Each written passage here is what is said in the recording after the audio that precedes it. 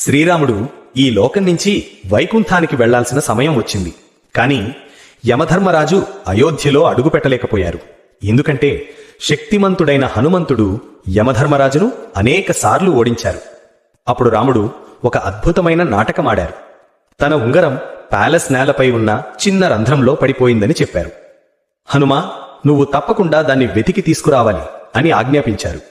వెంటనే హనుమంతుడు సూక్ష్మ రూపంలో ఆ రంధ్రంలోకి వెళ్లారు. అది రంధ్రం కాదు, నేరుగా నాగలోకానికి దారి. అక్కడ వాసుకి నాగరాజు ఉంగరాల కొండను చూపించాడు. వాసుకి ఇలా వివరించారు: ప్రతి యుగంలో రాముడు అవతరిస్తారు. ప్రతిసారి ఆయన ఉంగరం పోతుంది. దాన్ని వెతికేందుకు ప్రతిసారి ఒక వానరం వస్తుంది. ఆ ఉంగరాలన్నీ గత కల్పాలలోని శ్రీరాముడి ఉంగరాలే. అప్పుడు హనుమంతుడికి అర్థమైంది, ఇది రాముడు తన శాశ్వత ధామానికి చేరడానికి పన్నిన దైవలీలా అని. రాముడు వెళ్లిపోయారు. కాని రామనామాన్ని కాపాడేందుకు మాత్రం హనుమంతుడు నేటికి భూమిపై ఉన్నారు. హనుమంతుని కోసం ఒక లైక్ చేయండి.